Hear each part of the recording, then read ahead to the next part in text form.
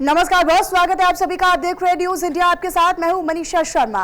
Israel में भारत का operation Sindhu लगातार जारी है और इजराइल के तेल अवीव से अब एक और स्पेशल विमान, विशेष विमान भारत पहुंचा है, जिसमें 165 छात्रों को लेकर पहुंचा है ये एयरफोर्स का स्पेशल विमान। दिल्ली एयरपोर्ट पर छात्रों ने सरकार को धन्यवाद किया है, इंडियन एम्बेसी को धन्यवाद किया है।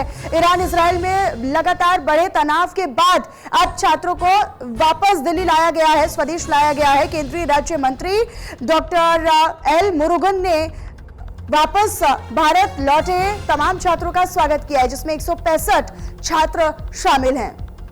और न केवल यहाँ की सरकार उनका स्वागत कर रही है, बल्कि वो धन्यवाद भी कह रहे हैं। जो यहाँ पर लगातार एक के बाद एक पहुंच रहे स्पेशल विमान के माध्यम से वहां पर फंसे हुए लोग हैं या छात्र हैं, वो यहाँ की सरकार यानी भारत सरकार और इंडियन एम्बेसी का स्वागत भी कर रहे हैं।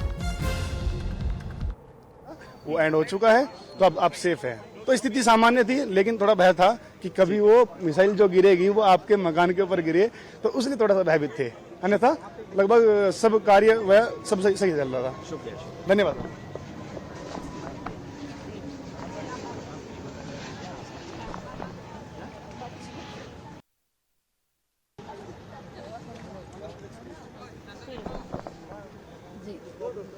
मैम अपना नाम बता दीजिए। परिधि। मैम कहाँ आप वहाँ पर रह रहे थे और कैसी सिचुएशन थी और क्या कहना चाहेंगे? हम इजराइल में ही थे, वहाँ पे एक सिटी है पेटा टेक्वा, वहाँ पे रह रहे थे। सिचुएशन तो as everybody know it was very bad there, but I think the Indian embassy together with the Indian government they helped us lot for the evacuation, how we travel or coming to the embassy or going to the Jordan border, or even the Jordan embassy, Indian embassy in Jordan, they helped us a lot. It was overall a good experience. And then we had the evacuation from the plane, that is C-17. It was good. So आप वहाँ पर family के साथ रहते हैं? कौन जी, रहते हैं? मेरे हस्बैंड, मैं, मेरी बेटी। तो फिलहाल सिचुएशन कैसी थी जब आप लास्ट वहाँ से निकले? So even the time when we left our place, उससे भी half an hour या 1 hour पहले भी bombing, मतलब sirens were there, the missiles were coming. So it was the same situation. Even while we reached the border of Israel, उस time पे भी वहाँ पे sirens was there as at that time as well. So अच्छा, Indian government के बारे में क्या कहेंगे? जाहिर सी बात है, जहाँ आप रह रहे थे वहाँ बाकी कंट्रीज से भी करेक्ट जी, बाकी कंट्रीज भी इसी तरीके से इवैक्यूएट कर रही है जैसे इंडिया का? आई गेस, मतलब मे बी सबका तरीका अलग था। Like some were doing it via cruise evacuation, कुछ लोग फ्लाइट्स थ्रू लैंड इधर बाय जॉर्डन और Egypt. So same case was with Indian government. They were doing the evacuation with both the land borders, that was Egypt and Jordan. Thank you.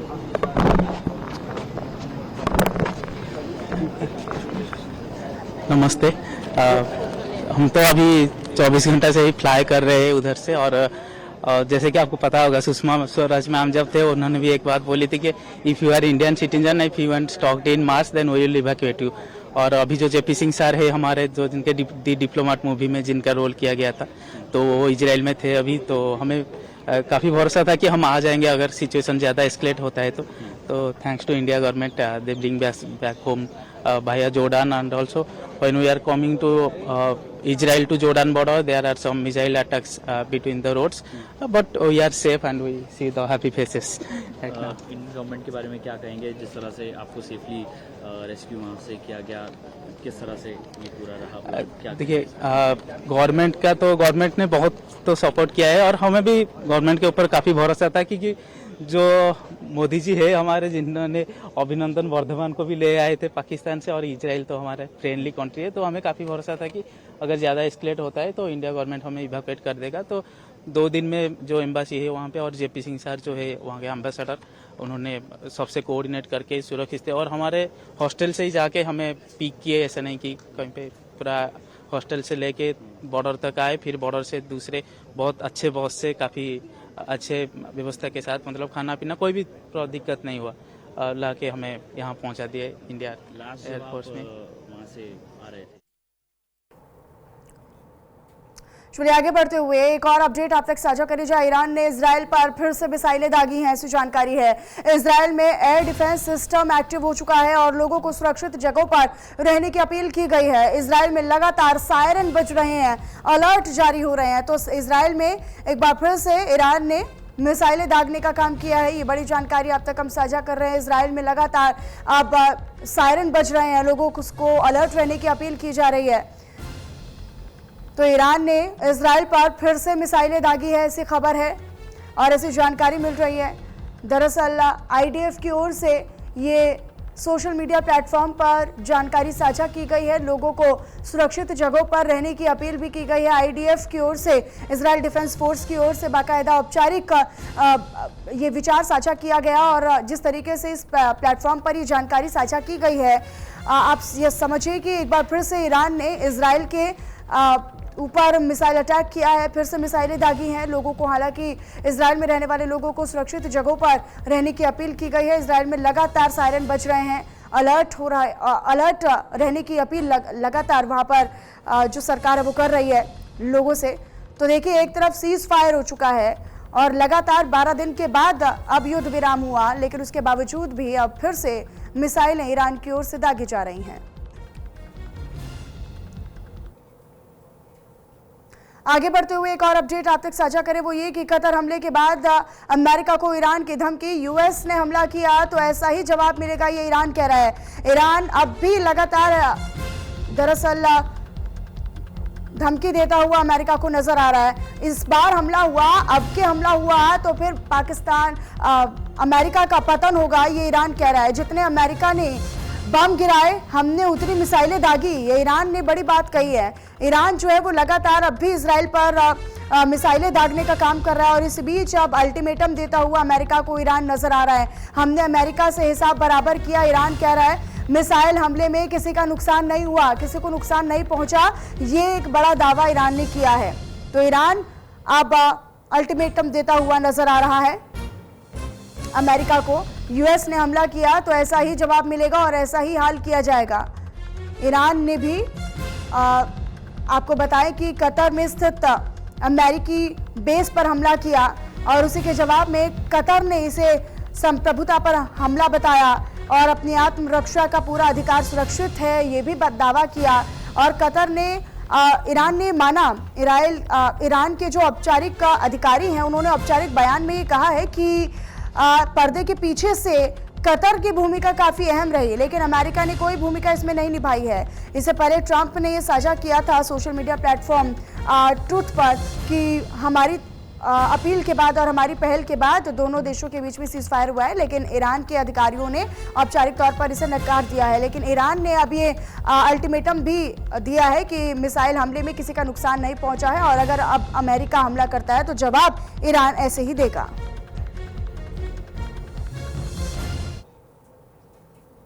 आगे बढ़ते हुए आपको बताएं, जहां ईरान इजराइल के बीच cease fire पर सहमति बन चुकी है। अब मिडिल ईस्ट में बीते 12 दिन से चला आ रहा युद्ध जो है वो समाप्त हो चुका है। ट्रंप ने युद्ध विराम के लिए दोनों देशों को बधाई दी है।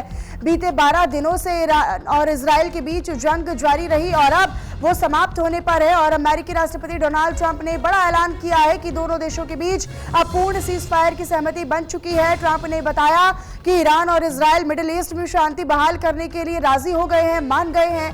ट्रंप ने सोशल मीडिया प्लेटफॉर्म ट्रूथ पर यह लिखा है कि बधाई हो सभी को, ईरान और इजराइल ने सीज फायर पर सहमति बना ली है। जैसे ही ईरान इजराइल सीज फायर का पालन करेगा, अगले 12 घंटे में इजराइल भी इसमें शामिल हो जाएगा, यानी 12-12 घंटे दोनों देशों को दिए गए हैं। अगर ईरान 12 घंटे तक खामोश रहता है या कोई हमला नहीं करता है, उसके अगले 12 घंटे तक इजराइल को भी इसी भूमिका में रहना होगा और उसके 24 घंटे बाद औपचारिक तौर पर युद्ध को समाप्त मान लिया जाएगा। तो सीज फायर हो चुका है, सीज फायर का ऐलान कर लिया गया है। बीते 12 दिन से लगातार तनाव की स्थिति मिडिल ईस्ट में चल रही थी, लेकिन कतर के प्रयासों के बावजूद अब इस सीज फायर पर सहमति बनी है। लेकिन इसका कहीं ना कहीं क्रेडिट लेने की कोशिश करते हुए अमेरिकी राष्ट्रपति डोनाल्ड ट्रंप नजर आए। ट्रंप ने एक लंबा चौड़ा पोस्ट किया और बधाई इसमें लिखी गई, एक बधाई संदेश दिया है। और क्या इसके मायने हैं कि 12 घंटे तक ईरान को भी सीज फायर की भूमिका में रहना पड़ेगा और उसके अगले 12 घंटे तक इजराइल भी कोई हमला नहीं करेगा, यानी उसे भी सीज फायर की भूमिका में रहना होगा। और उसके 24 घंटे बाद, यानी जब 12 घंटे पूरे हो जाएंगे तो अगले 24 घंटे बाद पूरे औपचारिक तरीके से इसको सीज फायर माना जाएगा। लेकिन इस बीच शर्त यह है कि कोई भी सीज फायर का उल्लंघन ना करे। ईरान तो पहले ही कह रहा है कि अमेरिका ने इस बार अगर हमला किया तो हम रुकेंगे नहीं और हमले का जवाब इसी तरीके से देंगे। लेकिन अभी समझना होगा कि ईरान जो है वो चुप बैठेगा, क्योंकि कहा यह गया है लेकिन अगर इजराइल या अमेरिका की ओर से अगर हमला नहीं किया जाता है तो फिर मान लिया जाएगा अगले 24 घंटे का, यानी अगले के कुछ घंटे जो हैं 12 से 24 घंटे वो काफ़ी अहम होने जा रहे हैं। मिडिल ईस्ट में लगातार तनाव बढ़ा, लेकिन इस बीच ये भी खबरें आई कि ईरान ने फिर से इजराइल पर कुछ मिसाइलें दागी हैं और ईरान जो है वो अमेरिका को अल्टीमेटम देता हुआ नजर आ रहा है। ये धमकी दे रहा है कि अगर फिर से हमला किया अमेरिका ने तो फिर अंजाम भुगतने के लिए भी तैयार रहे। लेकिन देखिए, ये काफ़ी महत्वपूर्ण है कि दोनों देशों में से किसी ने घुटने नहीं टेके।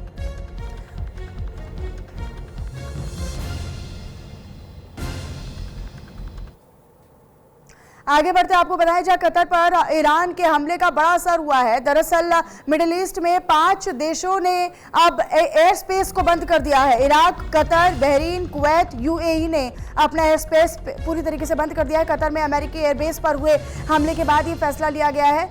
तो देखिए, ये मिडिल ईस्ट में जो देश हैं उनकी ओर से एयर स्पेस बंद कर दिया गया है, एयरबेस को बंद कर दिया गया है। आपको बताएं कि कतर में अमेरिकी एयरबेस पर ईरान की ओर से हमला किया गया था, जिसके बाद अब ये फैसला लिया गया है। कतर पर ईरान के हमले का बड़ा असर जो है वो मिडिल ईस्ट में बाकी देशों पर, यानी कि खाड़ी देशों पर भी नजर आ रहा है। इराक, कतर, बहरीन, कुवैत और यूएई ने अपना एयर स्पेस जो है वो बंद कर दिया गया है और एयर स्पेस बंद करने की वजह केवल कतर में अमेरिकी एयरबेस पर ईरान की ओर से किया गया हमला ही है।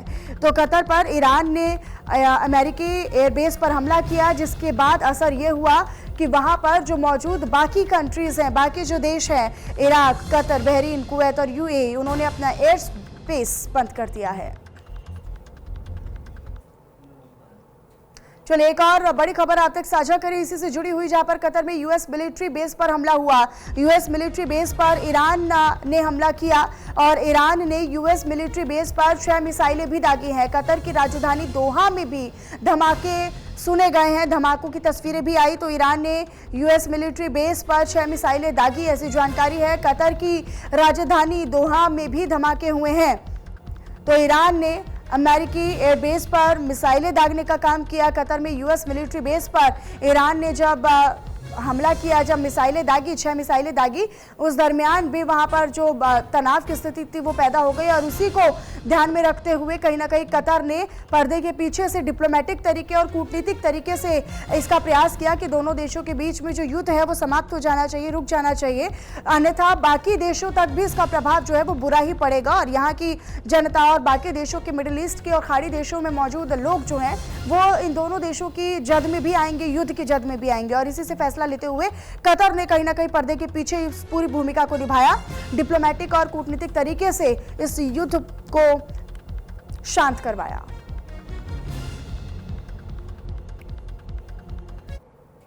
चलिए, आगे बढ़ते हुए एक और बड़ी खबर आप तक साझा करें, वही कि इजराइल ईरान में सीज फायर पर तुलसी गबार्ड ने पोस्ट किया है।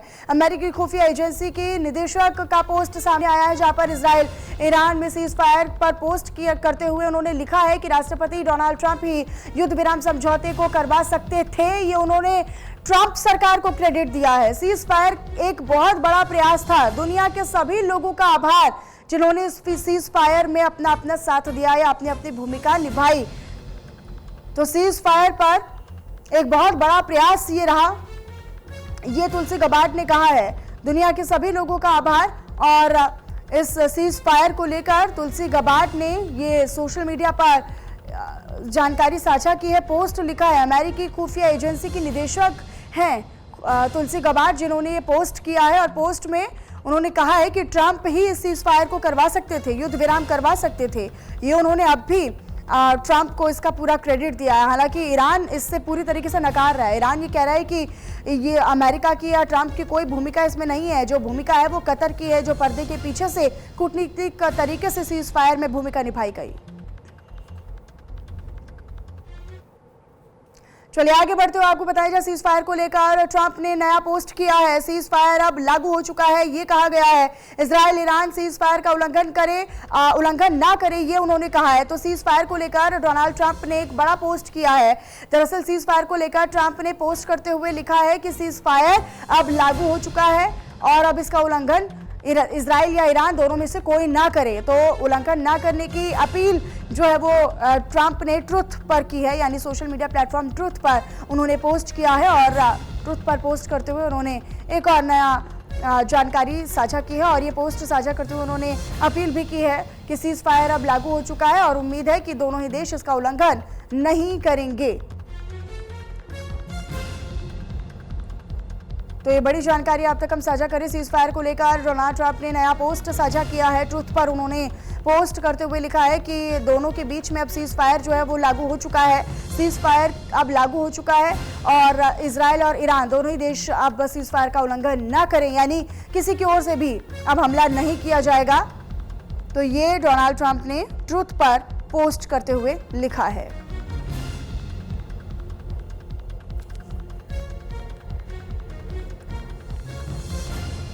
तो ये बड़ी खबर, ये बड़ी जानकारी आप तक हम साझा कर रहे हैं। लगातार 12 दिन तक चले इजराइल और ईरान के बीच भीषण जंग और युद्ध के बाद अब आखिरकार मिडिल ईस्ट ने भी राहत की सांस ली होगी। मिडिल ईस्ट में जो लगातार तनाव की स्थिति पैदा हो रही थी अब वो कई हद तक कम होगी। लेकिन निश्चित तौर पर कतर, क्योंकि ईरान ये कह रहा है कि इसमें अमेरिका या फिर ट्रंप का कोई रोल नहीं है, कोई भूमिका नहीं है। दूसरी तरफ अभी हमने आपको बताया कि तुलसी गबाट ये कह रही है कि ट्रंप ही सीज फायर को करवा सकते थे, लेकिन दूसरी तरफ ईरान जो है वो नकार रहा है। लेकिन अब डोनाल्ड ट्रंप ने एक नया पोस्ट करते हुए लिखा है कि दोनों ही देशों से अपील है कि वो इस का उल्लंघन ना करें। चलिए आगे बढ़ते हुए आपको बताया जाए नीदरलैंड के हैग में नाटो की उच्च स्तरीय बैठक। डोनाल्ड ट्रंप नाटो शिखर सम्मेलन में शामिल होंगे। सदस्य देशों से रक्षा खर्च बढ़ाने पर वो जोर अवश्य देंगे। व्हाइट हाउस ने इसकी पुष्टि की है कि राष्ट्रपति डोनाल्ड ट्रंप नीदरलैंड के हैग में आयोजित नाटो की उच्च स्तरीय बैठक में हिस्सा लेने वाले हैं। अमेरिकी राष्ट्रपति डोनाल्ड ट्रंप के नाटो सदस्यों पर रक्षा खर्च में वृद्धि यानी उसको बढ़ावा देने के लिए दबाव डालने या फिर जोर डालने की उम्मीद है।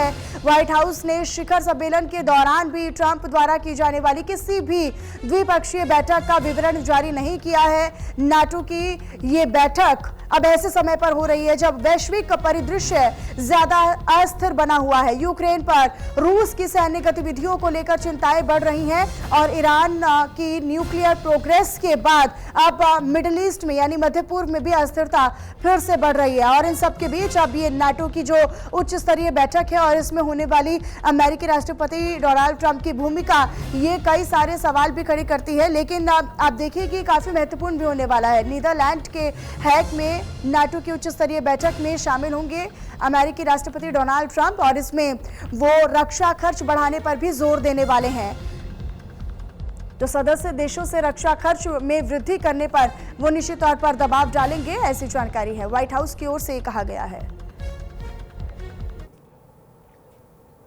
अब मिडिल ईस्ट के बाद के कई जो एयर स्पेस है उनको बंद कर दिया गया है। इंडिगो ने दरअसल एडवाइजरी जारी की है। 10 बजे तक सभी फ्लाइट जो है वो रद्द रहेंगी, निलंबित रहेंगी। ये जानकारी मिडिल ईस्ट के लगातार ये जो तस्वीरें हमने आपको दिखाई, बीते 12 दिन से जो युद्ध चला और अभी जो सीज फायर का ऐलान हुआ है। हालांकि यही रूल्स जो है वो ये कहते हैं कि 12-12 घंटे तक दोनों देशों को एक दूसरे पर हमला नहीं करना होगा और तभी औपचारिक तौर पर 24 घंटे बाद सीज फायर का ऐलान होगा। डोनाल्ड ट्रंप ने भी इसको लेकर ट्वीट किया। उन्होंने कहा कि सीज फायर जो है वो लागू हो चुका है और उम्मीद है कि दोनों ही देश जो है वो इसका उल्लंघन नहीं करेंगे। लेकिन अब इन सब के बीच इंडिगो ने ये जानकारी दी है सोशल मीडिया प्लेटफॉर्म ट्विटर पर ये साझा करके कि 10 बजे तक इंडिगो की सभी फ्लाइटें जो है वो बंद रहेंगी, वो निलंबित कर दी गई हैं, उन्हें कैंसिल कर दिया गया है। आने वाले समय में इनको फिर से संचालित किया जाएगा। तो मिडिल ईस्ट के कई एयर स्पेस को बंद किया गया है, ये जानकारी इंडिगो ने दी। तो इंडिगो ने बाकायदा एडवाइजरी भी जारी की है।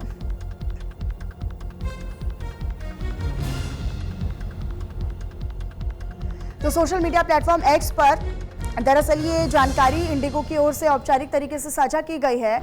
मिडिल ईस्ट के कई एयर स्पेस बंद कर दिए गए हैं और 10 बजे तक जो फ्लाइट्स हैं वो निलंबित रहेंगी।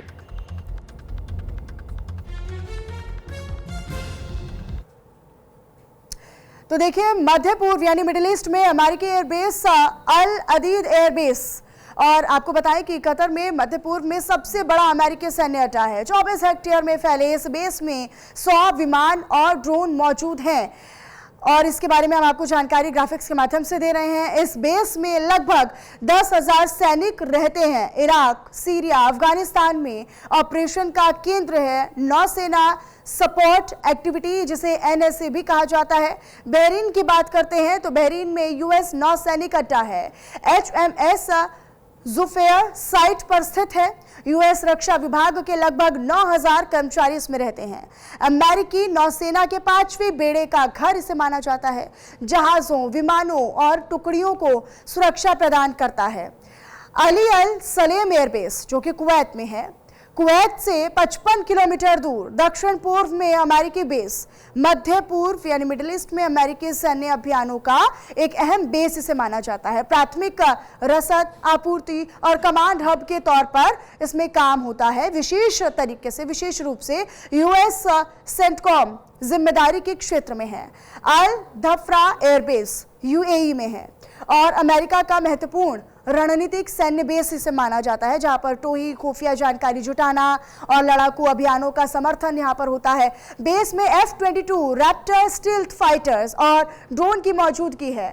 एवैक्स समेत कई निगरानी विमान जैसे कि उन्नत विमान मौजूद हैं। Gulf air warfare centre, air और मिसाइल डिफेंस प्रशिक्षण केंद्र। एरबिल एयरबेस जो कि इराक में है, उसकी क्या महत्वपूर्ण है, वो क्यों महत्वपूर्ण है, वो भी जान लीजिए। अमेरिकी सेना द्वारा हवाई अभियानों के लिए इसको इस्तेमाल किया जाता है, इसका उपयोग किया जाता है। उत्तरी इराक, सीरिया में सैनिक कुर्द इराकी बलों को सलाह दी जाती है और इसके अलावा 2500 US फोर्स तैनात होती हैं।